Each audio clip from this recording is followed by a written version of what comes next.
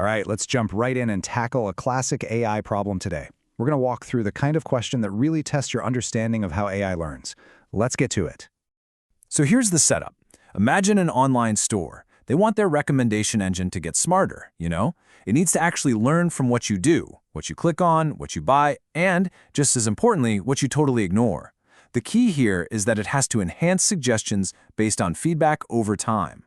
So, which AI learning strategy is the right tool for that job?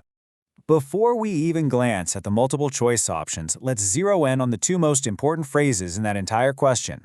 First, adaptive improvement. That tells us the system can't just be static, it has to evolve and get better. And second, feedback over time. This means it learns continuously from new stuff happening, not just from some big database it was given at the start. These two clues, they're going to be our North Star for figuring this out. Okay, so with those two clues locked in, let's start digging into our options. And to do that right, we need a quick refresher on the main ways AI actually learns. First up, we've got supervised learning. Think of this as the classic by-the-book approach.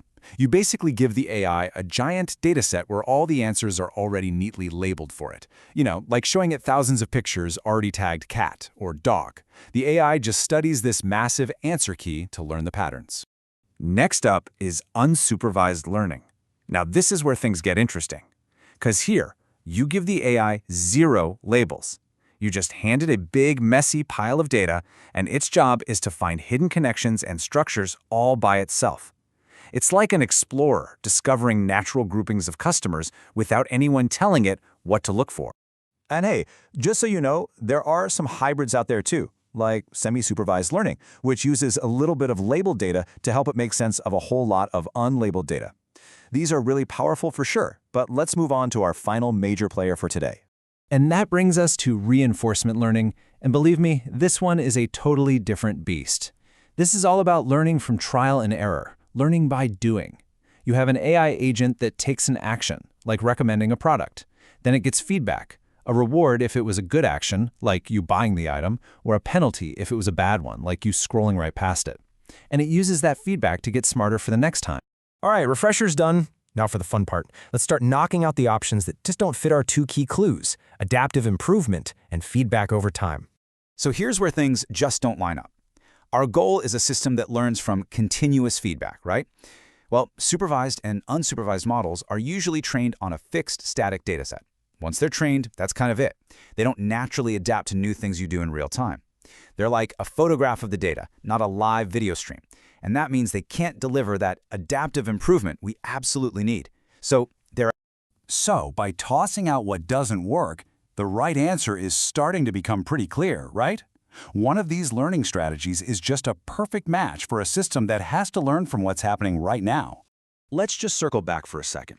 The whole point here, the absolute crucial piece, is that the system has to get better by seeing what happens after it makes a suggestion. It has to connect its action, that recommendation, to a consequence, like a click or a sale. And that, of course, points us directly to the answer. It's reinforcement learning. It's the only one of these that is fundamentally built to learn and adapt from a constant stream of rewards and penalties that come from its own actions. Okay, so we've got our answer. It's reinforcement learning. But what does that actually look like in our shopping example? Let's break down that powerful feedback loop that makes the smart shopping assistant tick. It's really this elegant, simple cycle. First, the AI takes an action. It shows you a product. Then it just waits for feedback. You either click it or you keep scrolling. That feedback then gets translated into a reward or a penalty. A click is a point for the AI, getting ignored is a thumbs down.